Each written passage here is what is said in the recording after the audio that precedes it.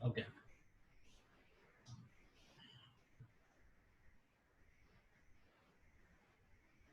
या आते हैं हम कुछ नॉनसेंस लोगों की वजह से हम अपने टॉपिक से भटक गए। चलिए वापस आ जाते हैं।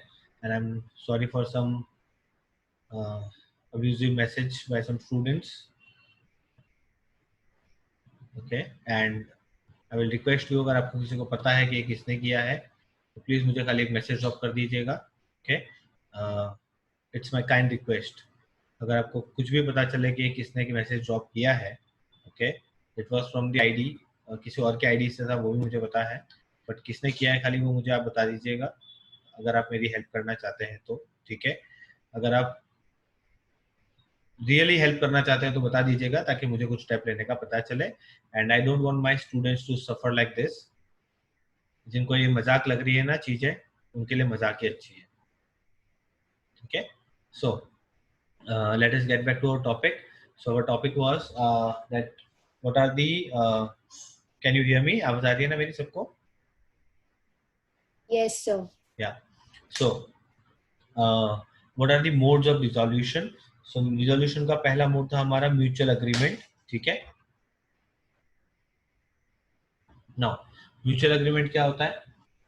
पार्टनर्स ने सोच लिया कि भाई हमें फॉर्म को रिजॉल्व कर लेना है, तो हम उसको सबको अपना सोच के वो रिजॉल्व कर लेते हैं अंदर अंदर बात करके। The second was compulsory resolution. Compulsory resolution दो टाइप के होते हैं। Number one, when all the partners except one becomes insolvent. ठीक है, एक को छोड़ के बाकी सारे इंसॉल्वेंट हो गए, तो अब क्या होगा? भाई सभी इंसॉल्वेंट हो गए। अच्छा, इंसॉल्वेंट का मतलब पता है क्या होता है? कैपिटल का डेबिट बैलेंस हो जाना, मतलब कि आपकी लायबिलिटीज ज्यादा हो गई, आपके एसेट कम हो गई, पैसा बचा नहीं, इंसॉल्वेंट हो गए। इन दैट केस आपको क्या करना पड़ेगा? कंपलसरी फॉर्म को रिजॉल्व कर देना पड़ेगा। ठीक है, the third point was when the business becomes unlawful. What do you mean by business becomes unlawful? मैं आपको एक केस समझा रहा था बिहार का। ठीक है, देखिए बिहार में क्या हुआ। जैसे मैं आपको बोल रहा था that Gujarat is a dry state. ठीक है, यहाँ पे अल्कोहल बेचना, खरीदना या उसको यूज करना इज इलीगल। ठीक है, नाउ गुजरात में तो हमारे यहाँ आजादी के टाइम से या तब से ही वो है, इलीगल है। But now what happened in Bihar? ठीक है, बिहार ने क्या किया? बिहार ने भी अल्कोहल को बैन कर दिया। नाउ अब सुनिए कि अगर ओके नितिन, आप हो ना मेरे साथ क्लास इस बैच में? Hello Nitin, hello Nitin, can you hear me? Nitin,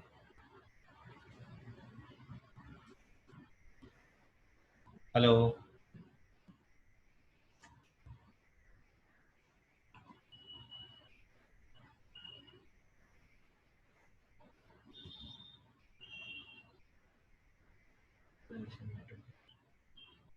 okay, so now वहां पे गवर्नमेंट ने क्या किया? वहां पे गवर्नमेंट ने अल्कोहल बैन कर दिया। ठीक है, तो समझो एक बंदा जो पार्टनरशिप फर्म में लीकर शॉप चलाता है, ठीक है, उसकी लीकर शॉप है, वो लीकर सेल करता है, अल्कोहल सेल करता है। ठीक है, नाउ अब अगर वो बंदा है ना, आप पता चला कि कल से जो है वो सारी चीजें बैन हो रही है।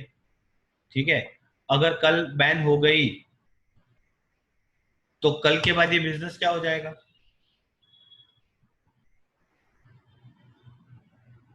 गवर्नमेंट ने बोला कि कल से जो है, मोदी जी रात को आए इस पे टीवी पे, उन्होंने बोला कि बिहार में जो है वो कल से अल्कोहल बैन है। नाउ जिनका बिजनेस चल रहा है उनका बिजनेस दूसरे दिन से क्या बन जाएगा? इलीगल बन जाएगा। सो दिस हैपेंस व्हेन आपको कंपलसरी, क्योंकि आपका बिजनेस अनलॉफुल हो चुका है, आपको आपका बिजनेस, आपको आपका पार्टनरशिप बाइंड अप करना पड़ेगा। क्लियर है?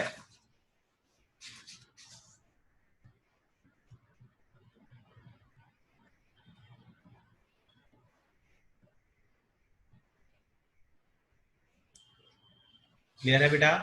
Yes, sir. Okay, our third case is by notice. Now what is by notice? जब पार्टनरशिप एट विल होता है, पार्टनरशिप एट विल जब होता है, तब अगर एक पार्टनर बाकी सारे पार्टनर्स को नोटिस भेज दे कि भाई मेरा ऐसा इंटेंशन है, इस फर्म को अब हमें डिसॉल्व कर देना चाहिए, तो इन दैट केस जब पार्टनर्स सारे मान जाते हैं, म्यूचुअल अंडरस्टैंडिंग हो जाता है, तो हम उस फर्म को डिसॉल्व कर देते हैं। ठीक है। Number 4 is on happening of an event.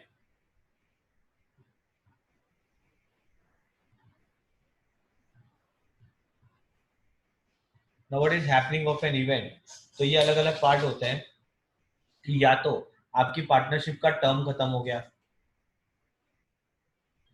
आपने पार्टनरशिप में टर्म लिखा था 10 इयर्स, 10 इयर्स खत्म होने के बाद क्या होगा, पुरानी फर्म जो है वो डिसॉल्व होगी और नई फर्म क्रिएट होगी, अगर आप कंटिन्यू करते हैं तो। ठीक है। अगर आपने किसी के साथ पार्टनरशिप की शॉर्ट टर्म के लिए, भाई आपने बोला कि समझो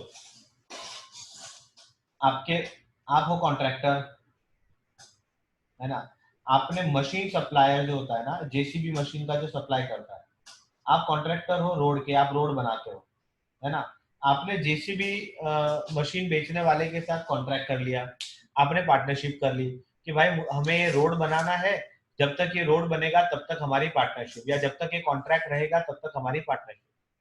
तो जैसे ही कॉन्ट्रैक्ट कंप्लीट हो जाएगा, आपका पार्टनरशिप खत्म हो जाएगा। Okay, it is happening of an event. तो next is death of a partner.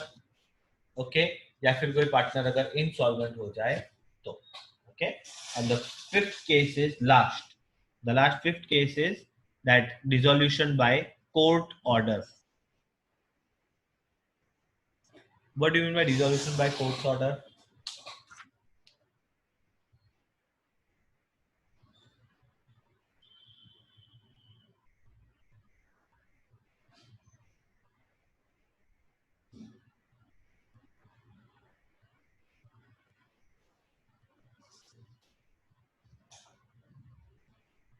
अगर कोई डिस्प्यूट हुआ हो और फर्म के अगेंस्ट डिसीजन दे दे तो। अगर कोई डिस्प्यूट हुआ है और कोर्ट फर्म के अगेंस्ट डिसीजन दे दे, हो सकता है, वेरी गुड। अगर कोई डिस्प्यूट हो गया आपके पार्टनर्स में, ठीक है, और फर्म के अगेंस्ट में आपने, या कोर्ट, आप कोर्ट में चले गए, कोर्ट ने डिसाइड कर दिया कि भाई चलो इस फर्म को अब बंद कर दो। ओके, इन दैट केस आपको कोर्ट ऑर्डर कर सकती है फर्म को बंद करने का। सेकंड, कोर्ट कब ऑर्डर कर सकती है? तो कोर्ट तब ऑर्डर कर सकती है जब कोई पार्टनर अनसाउंड माइंड का हो जाए। ठीक है, किसी पार्टनर का एक्सीडेंट हो गया, है ना, उसकी याददाश्त चली गई, पागल हो गया, ठीक है ना, तो क्या होगा, now he is not eligible to be a partner, अब वो पार्टनर बनने के लायक नहीं है, तो उसको क्या हो जाएगा, कोर्ट उसको डिस्क्वालीफाई कर देगी और वो अब पार्टनर नहीं रह सकता। ठीक है।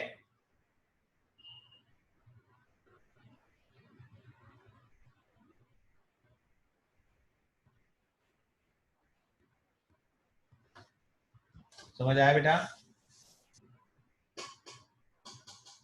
Yes sir. Okay, so the next point is कि जब पार्टनर ने कुछ मिसकंडक्ट किया और वो मिसकंडक्ट आपके बिजनेस को एडवर्सली इफेक्ट कर रहा है, इसका मतलब क्या? इसका मतलब ये कि समझो किसी पार्टनर ने, या पार्टनर चोरी करता हुआ पकड़ा गया, या पार्टनर ने कोई फ्रॉड कर दिया, या पार्टनर ने कोई स्कैम कर दिया, ठीक है, एंड ये सब हो गया, एंड नाउ अब आपको ऐसा लगता है कि अब अगर हम इसको पार्टनर में रखेंगे तो हमारे बिजनेस को, हमारी गुडविल को बहुत फर्क पड़ेगा, हमारी गुडविल तो खत्म हो जाएगी, ठीक है ना, तो अब क्या करोगे, बाकी के पार्टनर मिलके कोर्ट में चले गए, कोर्ट क्या बोलेगी, इस फर्म को डिसॉल्व कर दो। Clear? Yes sir. Okay, and the last part is that जब कोर्ट, कुछ जैसे जो अभी महक ने कहा था थोड़ी देर पहले कि कोई डिस्प्यूट हो गया, आप कोर्ट में चले गए और आपको लगता है कि कोर्ट ने एक ऑर्डर दे दिया डिसोल्यूशन, आपको लगता है कि भाई डिस्प्यूट हो गया, कोर्ट में चले गए, कोर्ट को लगता है कि डिसोल्यूशन करना ही इसका एक अच्छा ऑप्शन हो सकता है इस डिस्प्यूट को खत्म करने का। इन दैट केस फर्म जो कोर्ट है वो डिसोल्यूशन का ऑर्डर दे सकती है।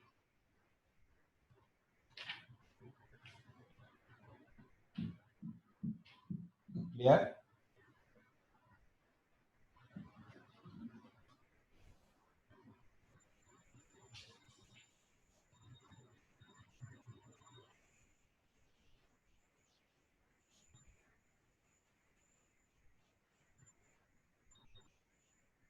Yes, sir. Okay.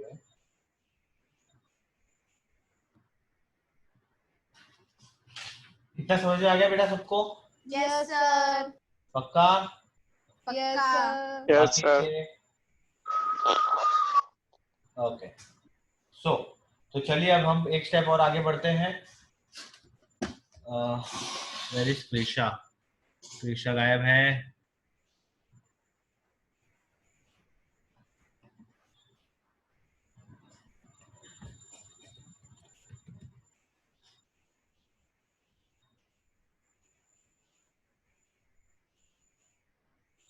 Please if someone call her, उनको फोन लगाइए प्लीज, वो बैच में नहीं है। I take a break of 2 minutes, 2 minutes तो नहीं, मैं वेट कर रहा हूँ 2-3 मिनट्स।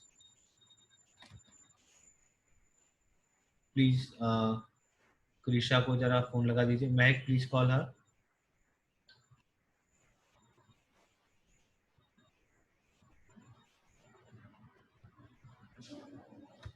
ओके, मिहिर का तब तक एक क्वेश्चन ले लेते हैं। सर अगर 3 पार्टनर में से एक ने चोरी की तो भी यस ऑब्वियसली बेटा, उस चोरी करने वाले पार्टनर के जो कर्म हम किसको कर्म को कैसे बोल सकते हैं कि उसके जो एक्ट है, उसकी जो हरकतें हैं, उसकी वजह से आपकी फर्म को इफेक्ट पड़ेगा, है ना, आपकी फर्म की गुडविल को इफेक्ट पड़ेगा।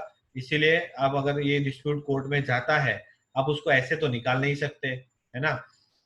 तो उस इन दैट केस हम क्या करेंगे, कोर्ट में जाएंगे और कोर्ट बोलेगा कि इसको डिसॉल्व कर दो।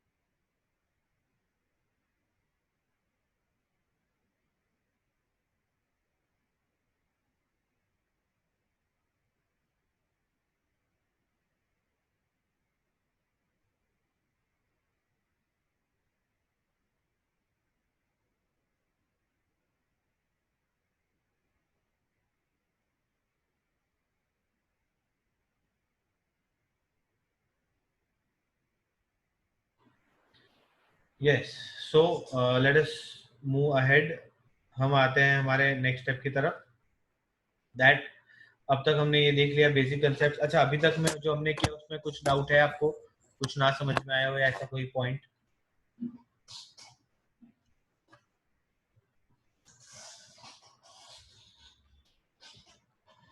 प्लीज बता दीजिए अगर किसी को कोई भी डाउट हो या कोई पॉइंट ना समझ में आया हो या कम समझ में आया हो तो।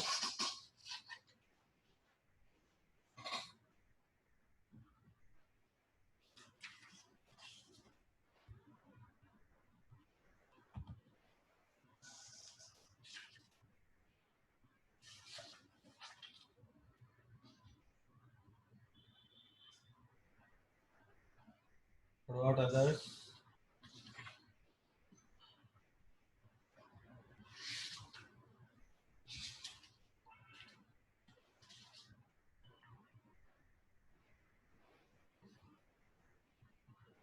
Yes, sir.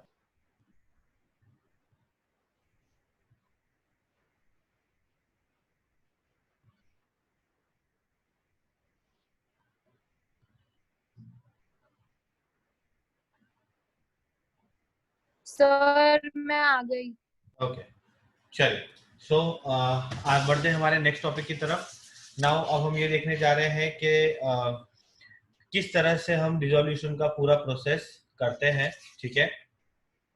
और मैं बेसिक जर्नल एंट्रीज भी स्टार्ट कर दूंगा, आज आपको थोड़ी सी बता दूंगा कि किस तरह से हमें इसमें जर्नल एंट्रीज करनी है, ठीक है। नाउ बहुत इजी सा चैप्टर है, सिर्फ थोड़ा सा लॉजिक समझना है और लॉजिक समझ के अप्लाई करना है तो हमारा काम इजी हो जाता है। द पॉइंट है, सबसे पहली बात कि जो पैसा आएगा उसको किस ऑर्डर में पे करेंगे, ठीक है। मतलब पहले किसको मिलेगा, बाद में किसको मिलेगा, फिर किसको मिलेगा, वो कौन सा ऑर्डर होगा पता है आपको? समझो अपने हमने डिसोल्यूशन किया एंड 10 लाख रुपीज आए, तो सबसे पहले किसको देंगे, बाद में किसको देंगे, उसके बाद किसको देंगे?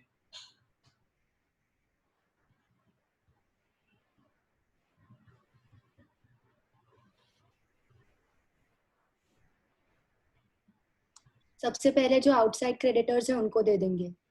ठीक है, उसके बाद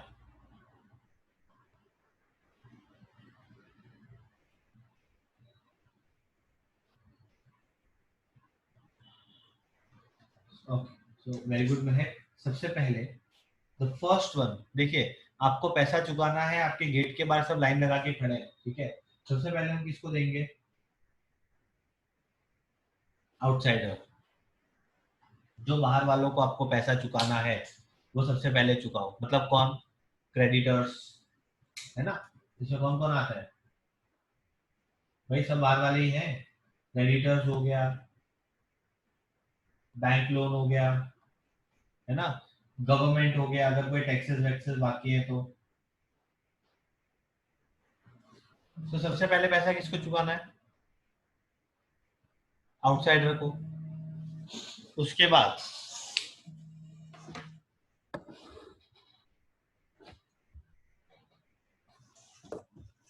ओके, सेकेंड स्टेप, उसके बाद किसको चुकाएंगे? तो उसके बाद हम चुकाएंगे पार्टनर्स लोन। अगर किसी पार्टनर ने फर्म को लोन दिया था, ठीक है ना, तो वो पार्टनर का लोन हम सेकंड में चुकाएंगे।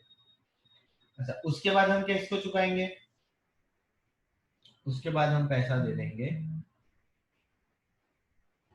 Partners capital.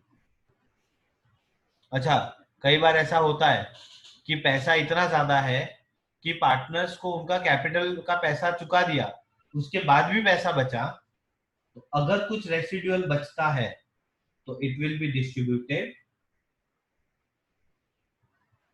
In their profit sharing ratio. बात समझ में आई?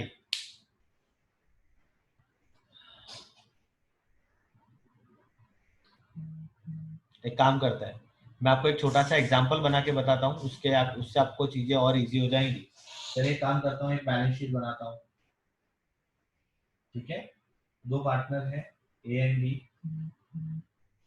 कैपिटल है 3 लाख, 2 लाख, 5 लाख is loan 2 लाख, ठीक है, और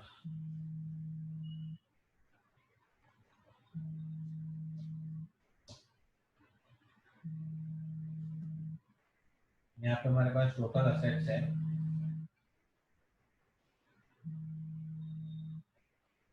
7 लाख, ठीक है।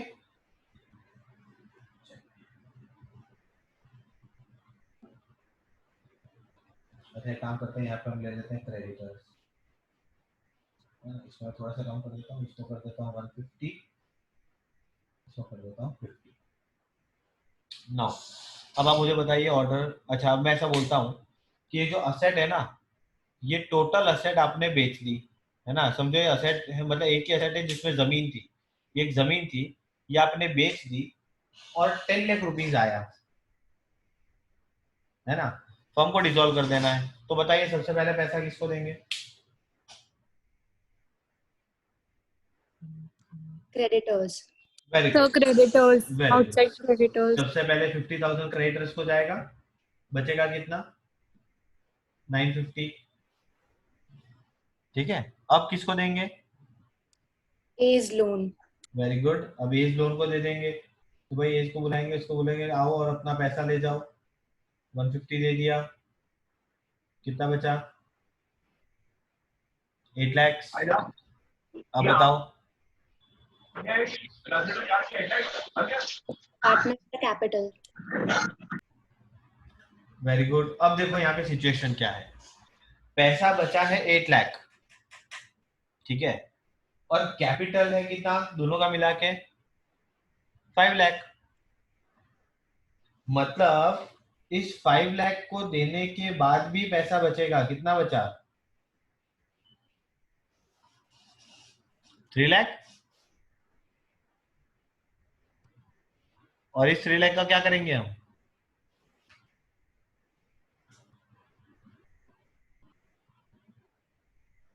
पार्टनर्स को उनके रेशो में बांट दो। मैंने रेशो गिना नहीं है यहाँ पे, मैंने रेशो 150 मतलब इक्वली गिनेंगे तो 150 150 आएगा। क्लियर है? Yes sir. अच्छा इसी की जगह अगर पैसा इस असेट को बेचा और सिर्फ 7 लाख रुपए आए, 7 लाख रुपीज ही आया, तब क्या होगा?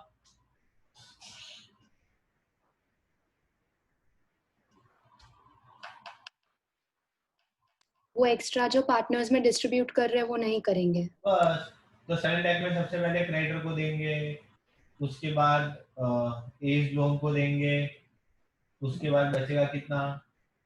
5 लाख, है ना। 5 लाख को हम क्या करेंगे? पार्टनर को दे देंगे। क्लियर?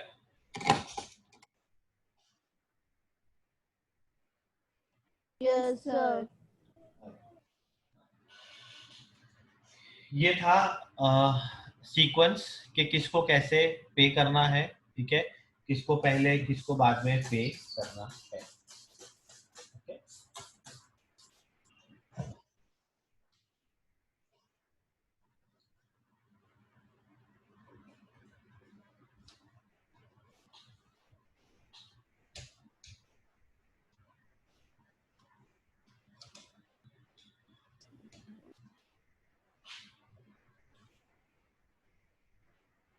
चलिए बढ़ते हैं हमारे नेक्स्ट स्टेप की तरफ कि अब पार्टनरशिप डिसॉल्यूशन में which are the accounts prepared in the case of dissolution, ठीक है।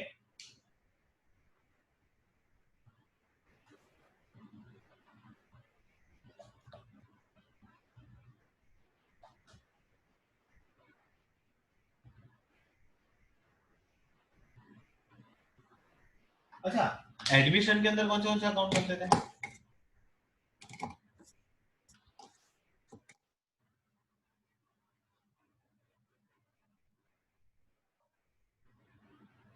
एडमिशन, रिटायरमेंट, इनमें कौन से अकाउंट्स हम बनाते थे?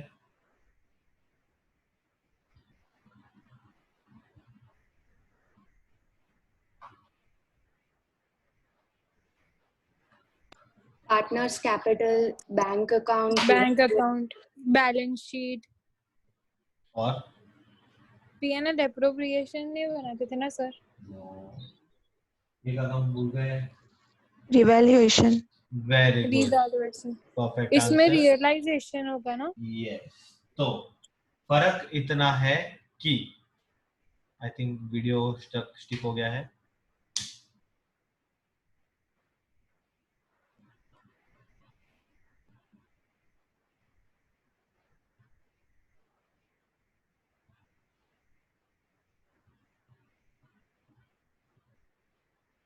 हेलो,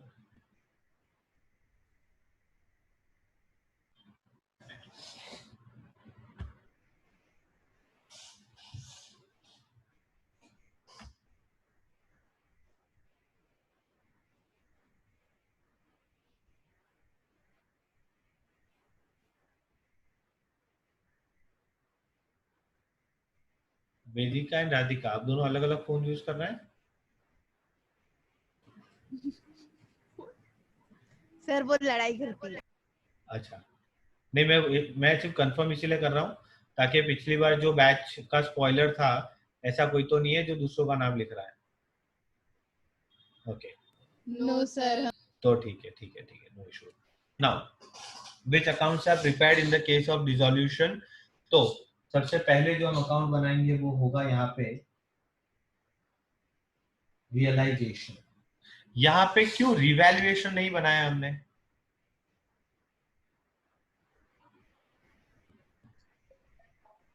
बिकॉज रीवैल्यू करने की जरूरत ही नहीं है, बिजनेस बंद होने वाला है। यस, बिकॉज हम यहाँ पे असेट्स एंड लायबिलिटीज को रीवैल्यू नहीं कर रहे हैं, हम यहाँ पे उसको रियलाइज कर रहे हैं, बेच रहे हैं। बेच के जो भी पैसा आया वो रियलाइज कर रहे हैं, ले रहे हैं। इसीलिए तो पहला अकाउंट बनेगा वो बनेगा रियलाइजेशन। जो दूसरा अकाउंट बनेगा वो होगा पार्टनर्स कैपिटल। तीसरा account partners current if required, capital current fix fluctuating आप जानते ही है। Okay, fourth account will be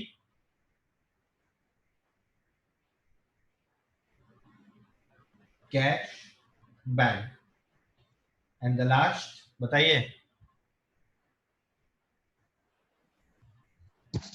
balance sheet. बस यही नहीं बोलना था। वो हम धमाल मूवी देखते हैं ना कि वो आप प्लेन उड़ा रहे हो, बाजू में लाल बटन है, दबा दिया, नहीं दबाना था। बस ये वो बात थी।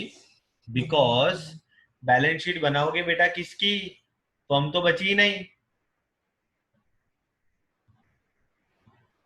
Is it clear? ध्यान रखिए, बैलेंस शीट तो बनेगी ही नहीं क्योंकि सारी एसेट को यहाँ बेच चुके हो रियलाइजेशन में, सारी लायबिलिटी को पे कर चुके हो रियलाइजेशन में, तो बैलेंस शीट बची कहाँ?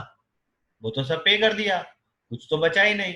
इसीलिए सिर्फ लास्ट अकाउंट बनेगा if required partners loan account.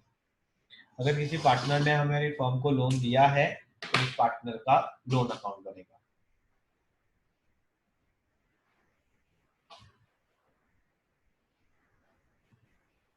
Clear? Yes sir. Yes sir. समझ में आ गई इतनी बातें?